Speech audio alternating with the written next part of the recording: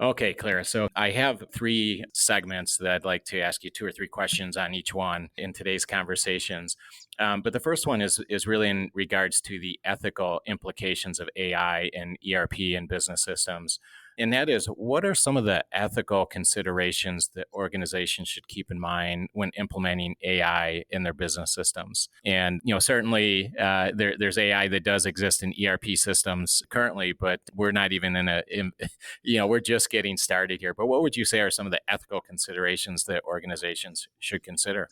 I think I'm not going to reinvent the wheel, but it suffice to say that there are different ethical AI principles produced by different organizations. There are multiple, just like the AI researchers can't agree on a definition of AI. Pretty much the AI ethics community can't agree on what is absolutely essential to define ethics. But from a business standpoint, because to me this is what actually it moves the needle and it's relevant, is how do you take this ethical principles and actually apply them in real life companies, to real life people, to dealing with real life problems. So I think one of the core principle one needs to bear in mind is this particular question: how is this piece of tech going to impact my customers? Am I fair? Is it going to produce an outcome that will look after my customers or will manipulate my customers? How can I fix it now?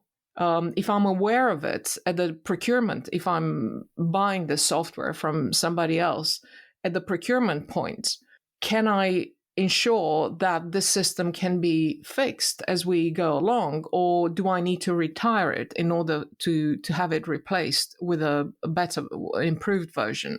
So I think these are basic approaches to practical approaches to anything to do with AI adoption in the enterprise. There are a lot of frameworks. We have specialist frameworks for portfolio companies in private equity. We have specialist frameworks for banks, for instance, specialist frameworks for fintechs when it comes to ethical AI adoption. But I think this principle, it's very easy for people to remember this. At a point of either production or procurement, one needs to ask these questions. How am I making sure that this piece of tech I'm bringing into my business system, my business processes, how is it going to impact everything else I'm going to do? Is it fair? Am I going to stand the test of scrutiny 3 years down the line? What are my blind spots? And again, on the blind spots, I can't stress enough how strong groupthink is. And one needs to make a concerted effort to break that groupthink and always start from the premise that if I do what everybody else does without putting it through my own lenses of judgment and evaluation, I might end up in the same hot water. If everybody else ends up in that place, I might end up in the same place. So what I'm encouraging people is to dive in and be deliberate about trying to find blind spots in their judgment or evaluation systems of technology. There are dedicated companies which do a superb job to audit algorithms, to evaluate them at the point of procurement. But when we employ these suppliers, we need to make sure that we ask the whys and the whats and the hows to the point where we exhaust pretty much every single possible blind spot. Why am I saying this? So it's not a good internal processes hygiene. It's not only a good sort of intellectual exercise to ensure that we don't stay in groupthink. And from a regulatory perspective, if we demonstrate that we went beyond what was expected of us to do in terms of evaluating risks in the systems, and we did thorough judgment over the processes of procuring them or deploying them or maintaining them, then it's every single regulatory system in the world would protect those people who've gone this far to ensure that they can uncover the blind spots. This is important. Why? We are approaching very fast an environment where AI regulations will be upon us and will be part of the regulatory regime in which we build, deploy, and maintain this technology. We have big piece of regulations coming from European Union, which will affect everybody, pretty much like GDPR affected everybody across other jurisdictions. But we have global movements into the space where there is a awakening, a global consciousness awakening around the dangers and the risks this technology poses. So regulations of these systems will arrive. So instead of waiting for the regulations to arrive, one needs to be proactive and use the current legislation that is in place and make sure they go the extra mile to ask this additional whys, hows, and whats, so they ensure that they know what they're bringing in. So it's very, very important to have this kind of thinking. That's just fascinating, Clara. Thank you for that. And, this idea of having ethical AI principles from a business standpoint, I think is crucial. And I think this is the time the businesses and private equity firms and their portfolio companies need to consider that. And you talked about, how is this piece of tech, AI, going to impact my customers? Is it fair and honest to your customers as being a critical principle of ethical AI? You've discussed your specialized frameworks for AI adoption. And I think what you're saying is, at the core of these frameworks, there has to be this idea of, and just asking the question of, how does AI impact the test of scrutiny and being deliberate about groupthink and blind spots? And especially from a regulatory perspective, it's not just a checklist, right? It's not just something you do so you can, say, hey, we went through that exercise. It requires true deliberation, and really, in a world of wild, wild west of AI with upcoming AI regulations. And I think what you're sharing with our listeners is just this idea of creating these AI principles, being very deliberate, establishing your frameworks, and really treating it as a pretty critical aspect of business. Was that a fair summary? Yeah. Absolutely. It's exactly my thoughts. And what is important to remember is that I think there are two pieces of directions to remember. Obviously, this ethical principles and frameworks there's never a sort of a set in stone framework. Mm-hmm. You can't go and outsource it and say, I've done my job, that's it, because I went to this supplier of algorithmic auditing and they said use this and we did that and we're good. I think the regulators, even to this day, when we don't actually have explicit AI regulations in place, the regulators want to see that there is a deliberate thinking as to how this technology is adopted. Mm-hmm. But obviously, that's from a consumer point of view. And for instance, this week, Consumer Finance Protection Bureau, the gentleman who runs it, he went on record to say, and I'm quoting him, one of the things we're trying to make crystal clear is that if companies don't even understand how their AI is making decisions, they can't really use it. And this comes after a chain of fines they put out there on companies which actually they use this technology without even actually knowing what they're doing. Mm-hmm. So you see, this is an example of where deliberate thinking of how technology is being deployed, it's important. So this is from a consumer perspective, but from a business standpoint perspective and business strategy perspective, one is to look at this technology and understand that whatever this technology will touch in terms of business process, it'll change. And currently, companies are designed to have business processes designed for humans to perform them. But now we are having what I call a digital workforce. So the business processes will be redesigned to match this digital workforce, and the nature and the structure of those processes will be changed accordingly. And that's a different world. That's a different type of process. Yeah. And ultimately, at the end of the entire journey, if you look at every single business process in an organization being changed to match the digital workforce doing it, at the end of it, you will find a completely new business model, a completely new operational model, profitability model, and ultimately a different business strategy. So it's, again, critical thinking, intellectual curiosity. These are skills which we have to have them embedded alongside with everything else we do in terms of day-to-day business, because at the end of the day, that is the success of a digital transformation. Yeah, absolutely.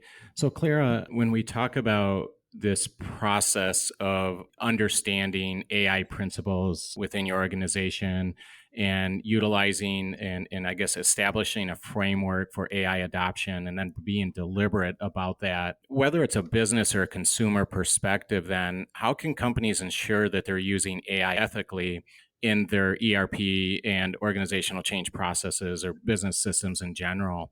So we've established the framework, we're deliberate about it, we have this process, but what's kind of that proof in the pudding or metrics, or is there such a thing at this point where we can say, hey, yeah, we can rest in confidence that we have the right principles, we have the right framework, and we're executing against those in the proper way? I'm going to share with you what I say to my clients, because I do get this question quite a lot, and I think there is only one big question to answer, and that's going to give you the answer to all of your subsequent questions pertaining to your specific business model. What the question is, would I like my family to be subjected to this piece of tech? That's the big question. Mm-hmm. And if the answer is yes, that's pretty much one of the big hurdles overcome. So if you can comfortably and honestly answer the question, yes, I'm very happy with my family being subjected to this kind of surveillance or this kind of background checking or this kind of alternative data collection or this testing or this product recommendation or credit decisioning systems. Yeah, if the answer is yes, then that's a big hurdle out of the way. Yeah, absolutely. That's interesting. So one key, let's call it a guide rail, is to constantly ask the question, even in the business context, right, or from a consumer perspective, is would I subject my family to this way of doing business with AI? Yeah, knowing what I know about this technology, because Yeah, I'm assuming by this point you've asked all the right questions, you've uncovered all the blind spots, so you know what's happening, right?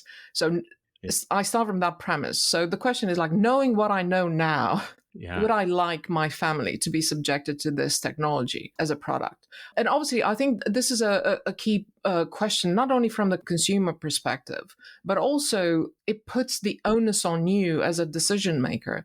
When we think this way, we actually think and put the whole society at the heart of our decisions. And if every single business will be able to respond with a resounding yes, I'm happy with this technology, then overall, I mean, the entire society will be on a different level of conversation around AI risks and governance. And most certainly, we wouldn't have panic moments and headlines in the newspapers like we've been having for the past 48 hours or 3 days that AI is going to exterminate the human race. So if we just like zoom in to our own business, to our own piece of everything we do and questions we ask and the job we do every day, it's actually the bigger job of looking after the society and after all these big risks, which, by the way, they're not exaggerated. Because if we don't do anything to mitigate the current risks, we might end up in the predicament that this this very large group of AI experts and scientists have put out there. So I'm a great believer that if we want to build the next $1 billion company, which will sustain digital transformation and all the doom and gloom of AI, we will need to build it as an ethical AI company. And mark my words, that is the business model which will be successful in the future. It's not going to be cutting corners. It's not going to be like, I'm going to do this and no one is going to find out. Well, everything is going to be found out eventually because data never forgets. I put it in my book as well, and people go like, well, what do you mean by that? I mean that every single process we run in a digital environment, it has a long-standing memory, and we can always Yeah. play back, and Yeah. we can always see how the corners have been cut or the wrong decisions have been taken. And that's not a good place to be, because unfortunately that's what it is. It's a no second chance kind of sort of predicament. So Yeah. my submission to you today, and in particular to the private equity community, because obviously they invest in these companies, it's, as from an investor's point of view, it is cheaper, no headaches, no regulatory fines, if every single company is just following this basic rules of like doing the right thing and making sure that we build products which are confined within ethical principles. And it's cheaper to do that. Plus, it's a business case for this. And it's, Absolutely. why am I saying it's cheaper? It's, we ran an analysis, a specialist study, and we tried to identify how expensive it is, or how much does it cost to fix a wrong algorithm or an incorrect or insufficiently suitable AI model 3 years into live, into being used. So the conclusion we reached is that back in 2019, when we did this study, it would cost at least 1,000 times more to fix it. So essentially what I'm saying, for every dollar spent in production, one needs to spend $1,000 3 years down the line to fix this algorithm. And this doesn't even include costs, like regulatory costs, lawyers' costs, specialist data science support to fix this. So, and not to mention that if you run with an algorithm which is not the fine tuned for this ethical principles, when you get found out, the regulatory fines can be so big that actually you can be out of business. Yeah. And this is very possible. It just absolutely destroys your company. So that's what I'm saying. It's cheaper to do the right thing from the beginning. And there are plenty of AI frameworks and principles out there which can be then adjusted to individual companies' business models and business systems. And plus, it's a good business model. I mean, it brings profitability when companies and other business partners or consumers know that they can trust you. They will come to you. They will want you to have their business. Because in the age of AI, the value of trust has become so important. And I even have the slides and a photograph of one of my early public speaking keynotes, which I did in 2017 in Toronto, Canada, at the invitation of Cybos, which is a very important conference in the banking sphere. And that's what I said. We are entering in a space where trust will make it or break it, and you can't walk it back because you have the records. So ethical principles, go for it. It's going to keep you out of trouble, keep your costs down, and build trust with consumers. What is not to like about that?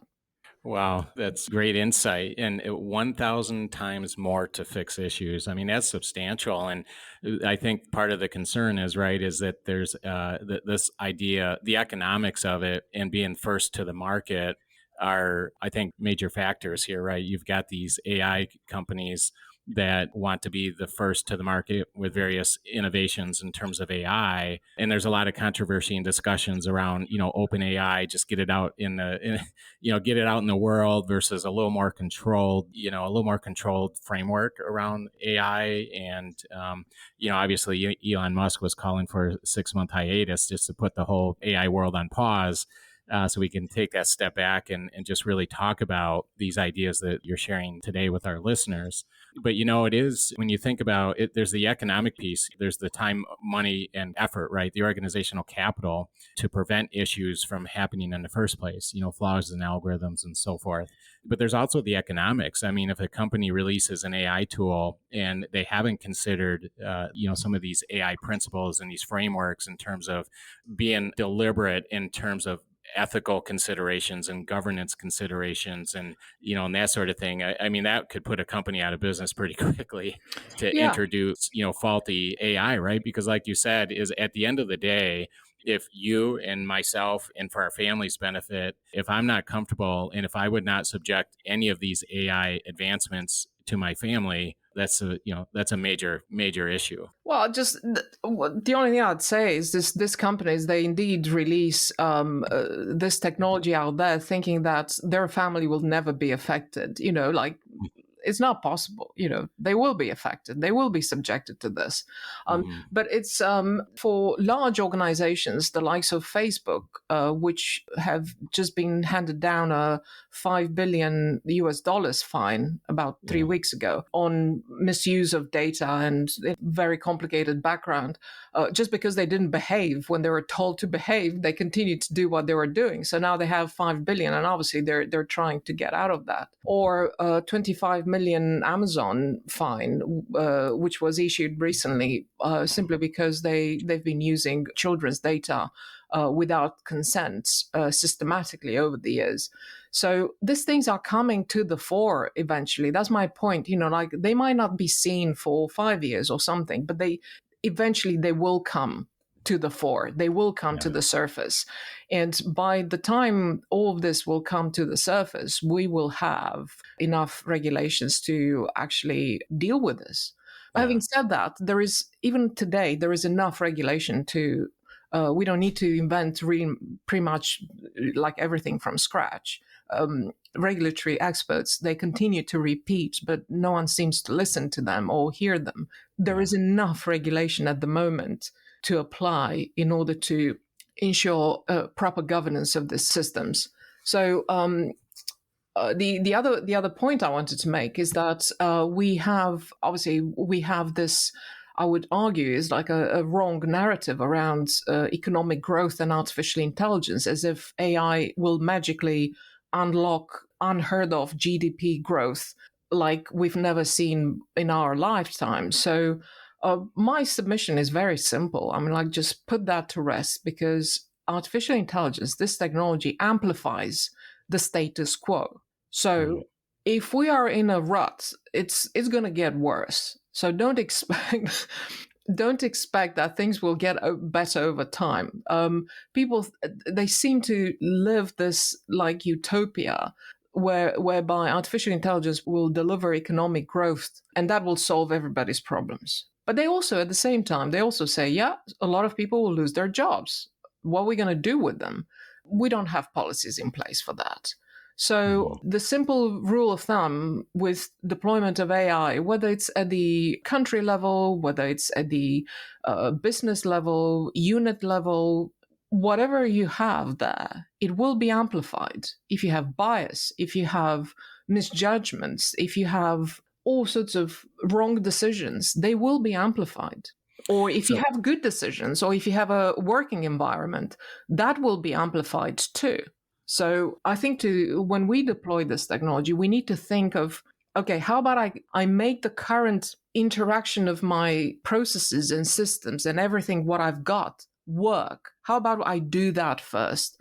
And I make sure where the problems are, deal with those first. And then we deploy AI. Because at the end of the day, the premise is very simple. This technology is not some magic genie coming out of some sort of box knowing everything about us. No, it just looks at the data and makes inferences. And whatever you have, that's what I'm saying. It amplifies what you have because it looks at the data you have. That's the status quo of your business, of your premise. As I said, as a country, as a unit, a business unit, as a company, that's your data. And the system is going to work with that data. And it's going to make it worse or make it better. Absolutely. So, Claire, do you think, this idea of business units and organizations really taking the bull by the horn, so to speak, in terms of ethical AI principles and establishing a framework for AI adoption and just being really deliberate, the same ideas that we've talked about already is crucial because whether it's legal, regulatory, or governmental policy, it doesn't always keep up with tech, right? Sometimes, like you said, especially with a new technology such as AI, and it is quite a bit of a unknown right now, a little bit of a wild, wild west. And certainly there's regulatory and governmental policies and so forth that are trying to build this framework around AI and its deployment. But do you agree, or do you think rather that it is going to be a bit of a challenge where, because sometimes, let's say, legal or regulatory compliance isn't established until after there's been issues, right? When those issues are discovered, like you mentioned before, maybe it's an algorithm that's something just that you discover 3 years down the road.